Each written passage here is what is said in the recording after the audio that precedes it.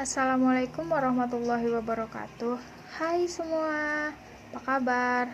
Kenalin, nama aku Agusmiawi Kerhayu, nomor BP 1810543004, Fakultas Ekonomi, jurusan Ilmu Ekonomi Universitas Andalas.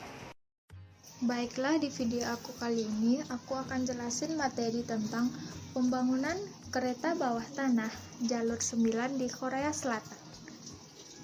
Baiklah, kita masuk ke dalam topik yang pertama, yaitu pengertian perencanaan pembangunan.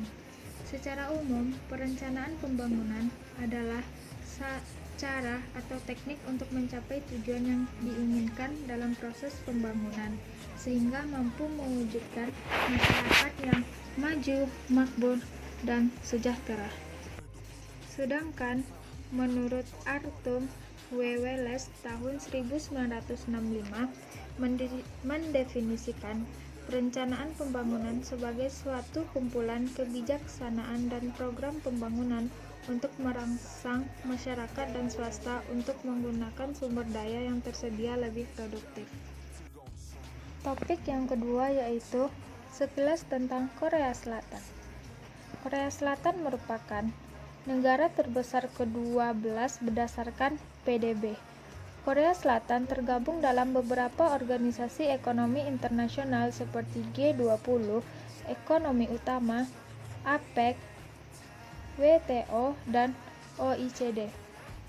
Pertumbuhan ekonominya sangat cepat membuat negara ini dikenal dengan sebutan macan Asia, dan dikategorikan sebagai salah satu negara yang akan menguasai perekonomian dunia di grup Next 11. Pertumbuhan ekonominya sangat pesat dan sering dijuluki dengan istilah keajaiban di Sungai Han. Subbab yang ketiga yaitu tentang pendahuluan.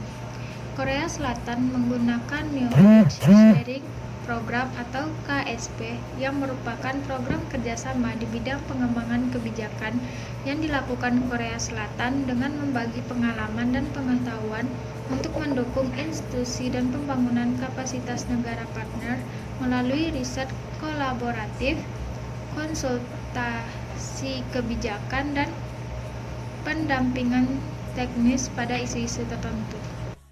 Yang mana topik yang dibahas di KSP yaitu meningkatkan efisiensi dan efektivitas belanja infrastruktur dengan meningkatkan manajemen investasi publik dan meningkatkan kinerja pelaksanaan anggaran untuk mencapai kredibilitas anggaran, kualitas yang baik, efektif, dan efisien dari belanja publik melalui peningkatan strategi monitoring dan evaluasi.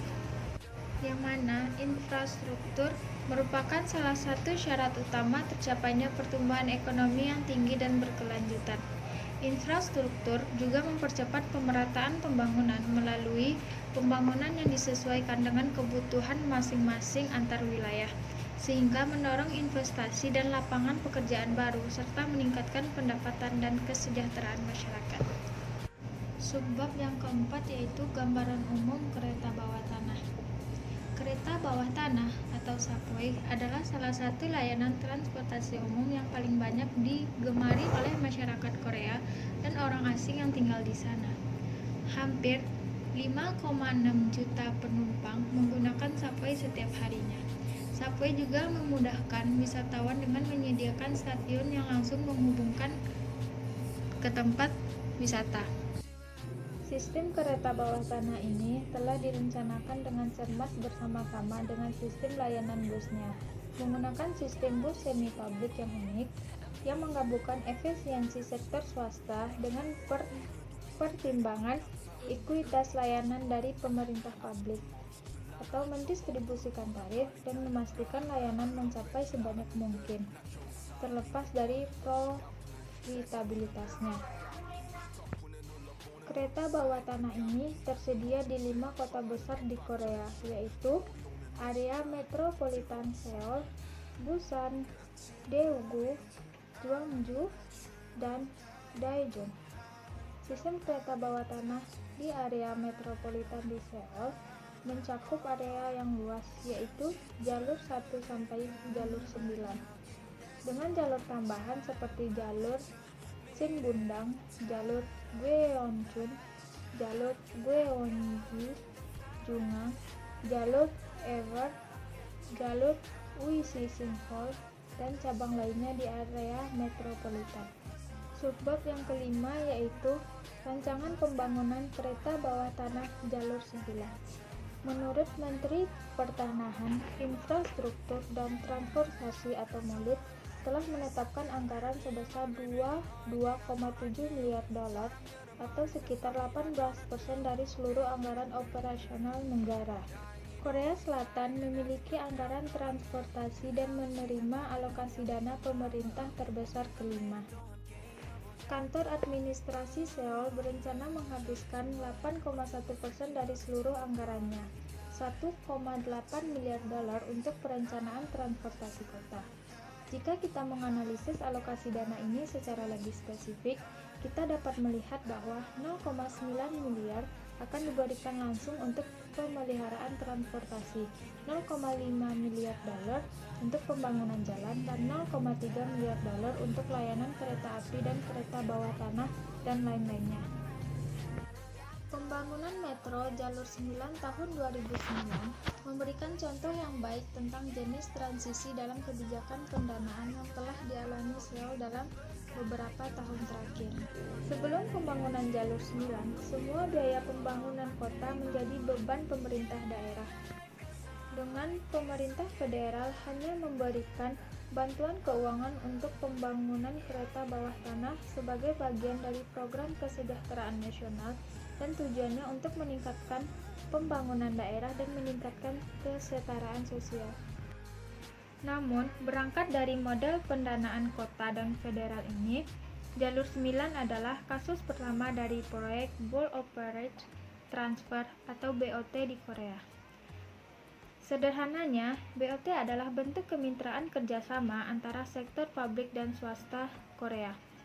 Untuk kasus jalur 9, pemerintah Metropolitan Seoul dan Metro Seoul merancang proyek tersebut, dan perusahaan swasta seperti Mercure dan grup Hyundai menyediakan dana untuk menyelesaikan proyek tersebut.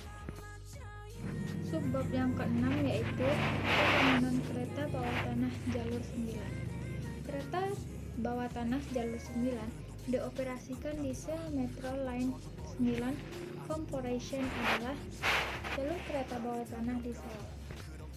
Jalur ini membentang ke timur dari stasiun Gahaewa atau stasiun bandara atau terminal kereta ekspres yang menghubungkan ke jalur 5 dan jalur kereta bandara di sepanjang tepi selatan Sungai Han menuju pusat medis FHS di Gangnam. Jalur 9 adalah salah satu jalur yang pertama kali dibahas sebagai bagian dari pembangunan kereta bawah tanah fase 3 Seoul pada tahun 1991. Pada tahun 1993, Seoul mengumumkan rencana untuk pembangunan baru jalur kereta bawah tanah 9-12 dan perpanjangan jalur kereta bawah tanah 3. Pembangunan kereta bawah tanah di Gahaewa dan Sinohyun mulai pada April tahun 2002. Awalnya dijadwalkan buka pada 12 Juni tahun 2009, tetapi akhirnya dibuka secara umum pada 24 Juli tahun 2009. Untuk memastikan bahwa jalur sepenuhnya siap untuk memulai layanan, jalur 9 dibuka dengan 24 kereta gerbong bernomor 9 sampai 01 sampai 924. Layanan ekspres beroperasional setiap 20 menit dan layanan lokal setiap 6,7 menit. Karena peningkatan jumlah penumpang, 12 kereta 4 gerbong ditambah dipesan untuk mengurangi kendala kapasitas. Kereta ini bernomor 925 sampai 936. Mulai beroperasi pada 15 Oktober tahun 2011. Hal ini memungkinkan headway layanan ekspres dipersingkat menjadi 10 menit dan headway layanan lokal menjadi. Tujuan pembangunan kereta bawah tanah jalur 9 ini adalah untuk memperbanyak jalur kereta bawah tanah yang memudahkan penduduk Korea dan orang asing yang menetap di sana untuk melakukan perjalanan atau kunjungan tempat wisata dan membantu perekonomian di Korea Selatan. Sekian dulu materi yang dapat aku sampaikan. Semoga materi yang aku sampaikan tadi bermanfaat bagi teman-teman semua. Jangan lupa like, comment, share, dan subscribe channel YouTube ini ya. Terima kasih.